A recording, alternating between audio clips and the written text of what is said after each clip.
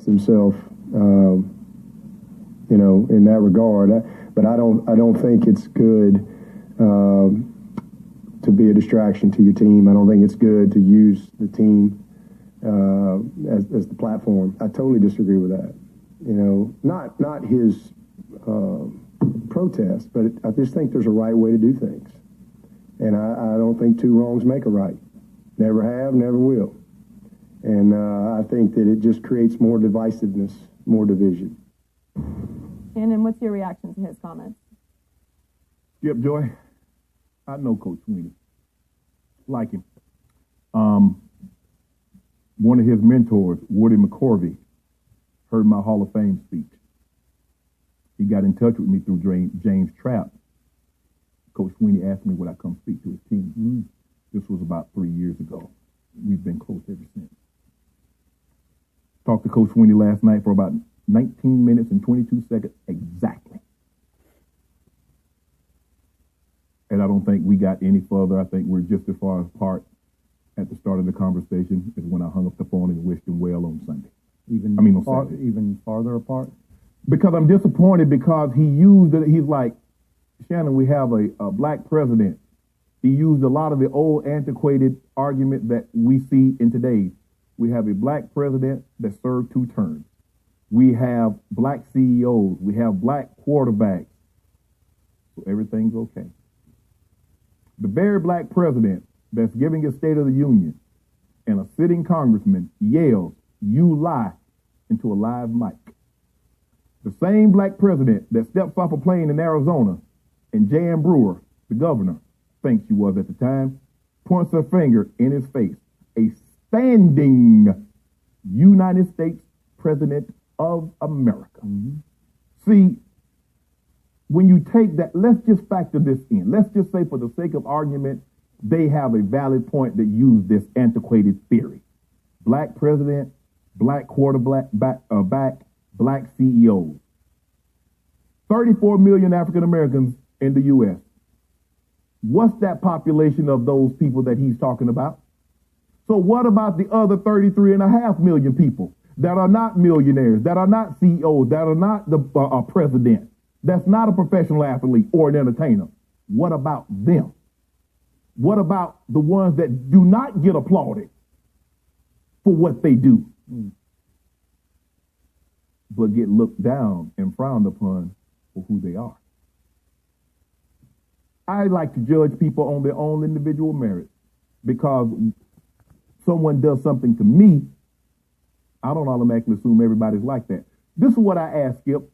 If a police officer were to pull you and I over on different occasions, and he walks to your car and asks for your driver's license, proof of insurance, registration, I would expect him to walk to my car, not with his hand on his gun, and ask me this in the same polite manner. And if you ask him a question and he answer it, I would like to ask him a question and him not tell me to shut my mouth. I'm going to tell you a story. My homeboy called me and says, "Homeboy, it's funny that you were talking about this." He said, "I was in a store," and I'm not going to call the store's name. He said, "I was behind 2 white people." And he said, they were ringing out. The lady asked him, did they have a coupon card? The gentleman said, "No." She said, "That's okay. I'm going to give you the discount anyway." The white lady was next. "Ma'am, do you have a coupon card?" "No. I'm going to give you the discount anyway." My homeboy stepped to the counter. They didn't ask him, did he have a coupon card? She didn't tell him she was going to give him the coupon anyway, give him the discount anyway. So what was that about? Oh, she just forgot. So some will say it's because she forgot. She was just, really? Is that? Coach Swinney, he quoted Dr. King. I said, you contextualizing Dr. King in today. Think about it. The man that you say was so educated, I think he went to Boston University, so articulate. He along with Churchill, might be the greatest orators of the 20th century. Could speak so eloquently, and people would just be in awe and like, oh my God, is this God actually speaking?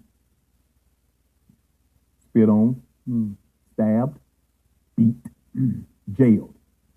a peaceful protest, locking arms, showing unity. And what did it get him? And not only did it get him beaten, not only did it get him spit on, not only did it get him stabbed in jail, it ultimately cost him his life. So I'm trying to figure out, what is it if it's peaceful? Not rioting. We're not destroying our own communities. We're doing it peacefully. And it's still a problem. So in actuality, what I really would like to know, what is the real problem? What is it that you really have a problem with? Because you say, well, Shannon, I think maybe they should have a press conference. I said, well, Coach, if the team's not playing good, do you hold a press conference? Or do you make them go out there and get it right? Ain't nobody listening to no Skip. If somebody comes in, they're talking about race on the press conference, click, change the channel, or the TV goes off. Protest, dissent is supposed to be uncomfortable because I got to force you to talk. I've tried talking. I've tried it, but you won't listen. So I must take a stand. And then when you talk, and then when you say, well, what is he doing? Then I get to tell you. So now I have your attention. We're talking about issues that I think that are fundamentally wrong in our society. And I would like to speak on them and have them addressed.